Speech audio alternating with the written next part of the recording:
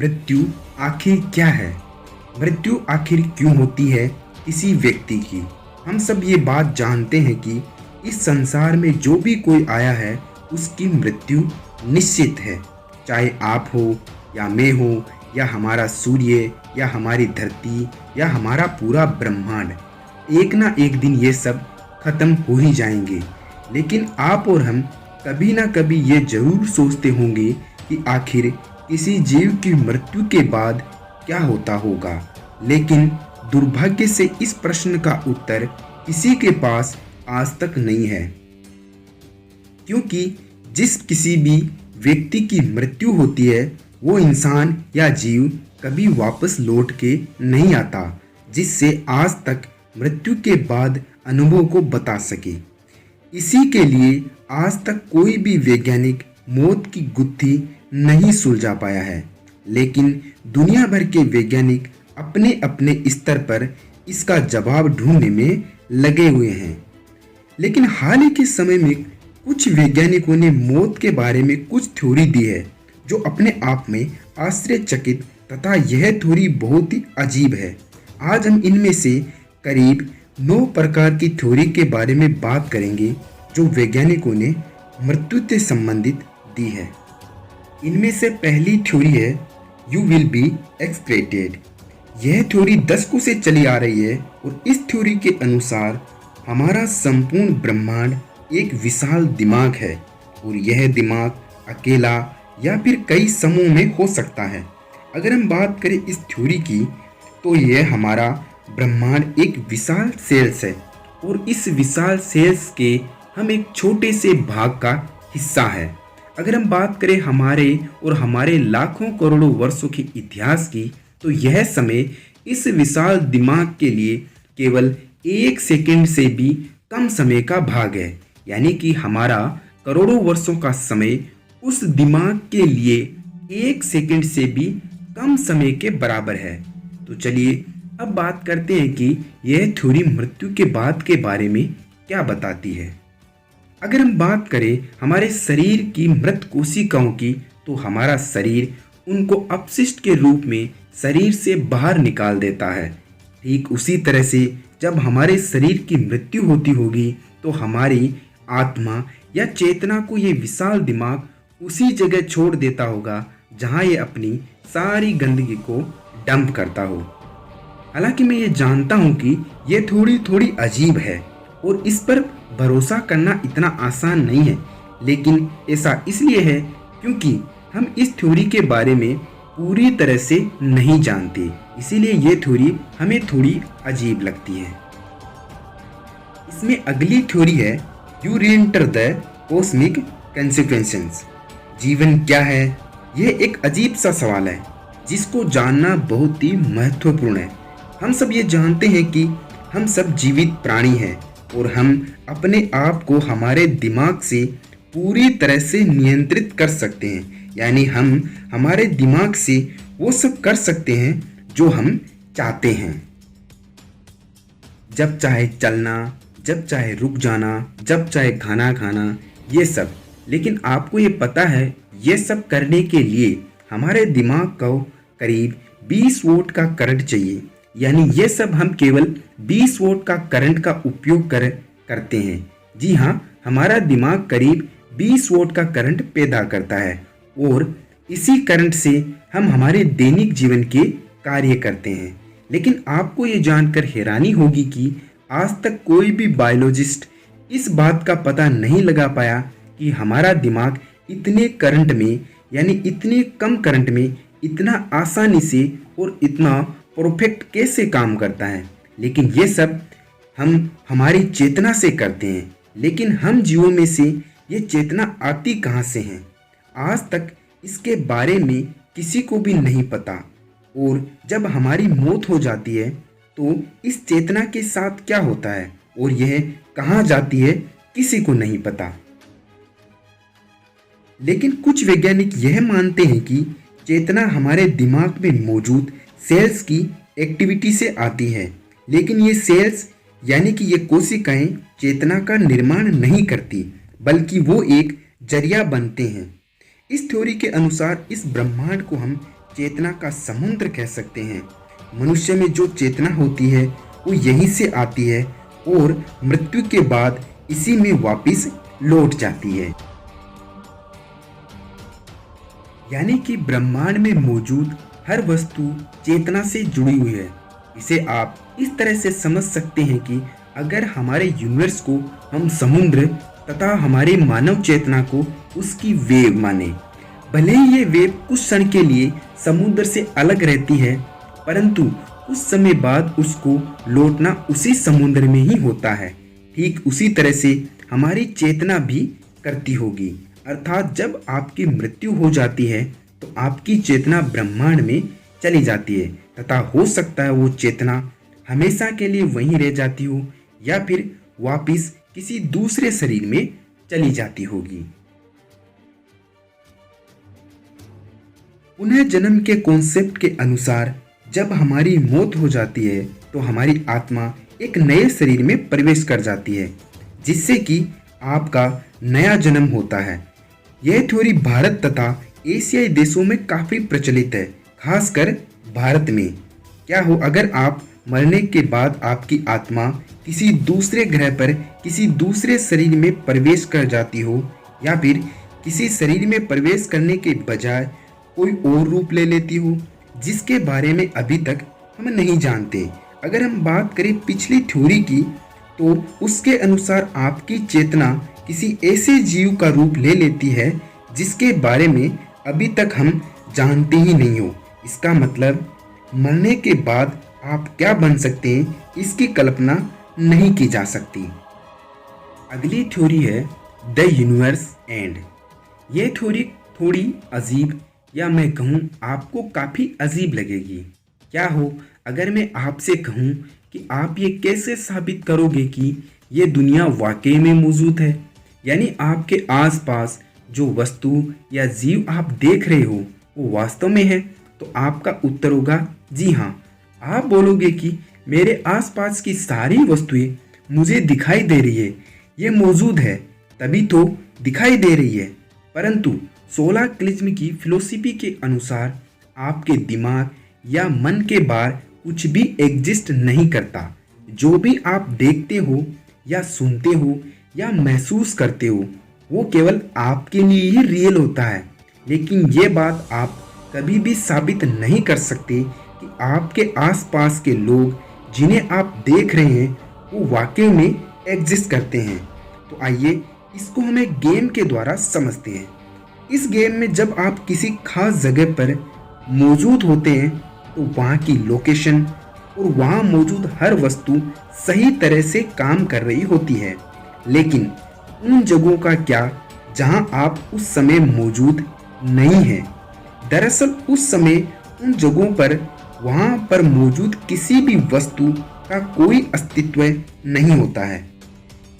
अगर हम इस थ्योरी को सच माने तो आप इस ब्रह्मांड में अकेले ही प्राणी हैं। यानी कि हो सकता है कि आपके आसपास के लोग व वस्तुएं वास्तव में है ही नहीं। हो सकता है वो सभी हमारे दिमाग और चेतना के लिए ही रियल हो और वो वास्तव में उनका कोई अस्तित्व ही ना हो। इसका मतलब जब आपकी मृत्यु हो जाती है तो ये सारा संसार या सारा ब्रह्मांड भी खत्म हो जाता है। यानी कि वो सब जिसे आप जानते हैं, जिससे आप प्रेम करते हैं, वो सब हमारे मृत्यु के बाद खत्म हो जाता है। अगली थ्योरी है लाइफ स्टार्ट ओवर अगेन। आप और हम सब ने कभी ना कभी यह जरूर महसूस किया होगा कि कोई व्यक्ति या जगह आपको जानी पहचानी लगती है, परंतु ना तो आप कभी उस व्यक्ति से कभी मिले होते हैं और ना ही उस जगह पर पहले कभी आप गए हुए होते हैं। और आपको कभी ना कभी जब आप कोई काम कर रहे होते हैं तो आपको ऐसा जरूर लगता होगा कि आप ये काम पहले भी कर चुके होते हैं, लेकिन वास्तव में वो काम आप पहली बार कर रहे होते हैं। इस घटना को डेजा वू कहते हैं। यानी कि आपका जीवन ही बार बार रिपीट होता रहा हो, जिसके कारण आपको वो लोग तथा वो जगह जाने पहचाने लगते हों। और ऐसा दो कारणों से हो सकता है।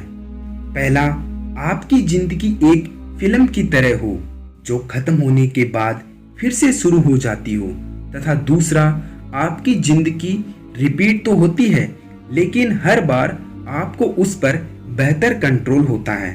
तो यह काफी हद तक ग्राउंड ऑफ डे फिल्म के जैसा ही है। हालांकि इसमें केवल इतना अंतर है कि आपकी जिंदगी आपके मरने के बाद फिर से शुरू होती हो और आप फिर से अपनी जिंदगी जीते हो बिना ये जाने कि आप इसे दोबारा या बार बार जी रहे हो।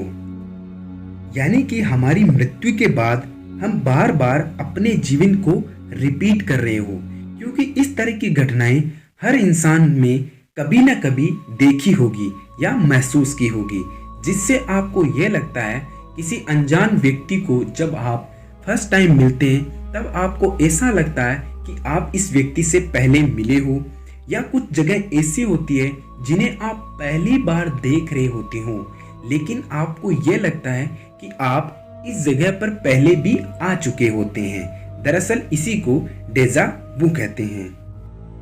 अगली थ्योरी है द ड्रीमर वेकअप्स। हालांकि यह थ्योरी कुछ अजीब तथा मनगढ़ंत लगती है, लेकिन यह बिल्कुल संभव है कि हमारी जिंदगी बस एक सपना हो।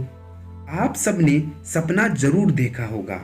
हमें वो सपने इतने रियल लगते हैं कि जब तक हम जाग नहीं जाते तब तक ये पता नहीं चलता कि असली दुनिया कौन सी है तथा सपनों की दुनिया कौन सी है।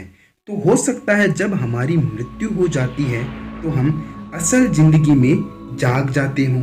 तो आपके मन में यह प्रश्न जरूर उठा होगा कि मरने के बाद जागा है तो उसके मरने के बाद क्या होता होगा। तो इस प्रश्न का फिलहाल कोई उत्तर नहीं है, क्योंकि हम असल जिंदगी में जिसके जागने की बात कर रहे हैं वो इंसानी रूपरेखा वाला होगा या कोई आत्मा या फिर कुछ और जिसको ना तो हमने कभी देखा और ना हमने कभी इस बारे में कभी सोचा होगा।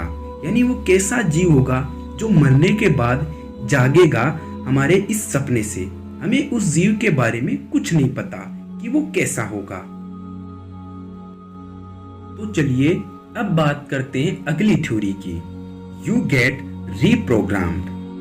हो सकता है कि ये दुनिया एक कंप्यूटर सिमुलेटेड दुनिया है।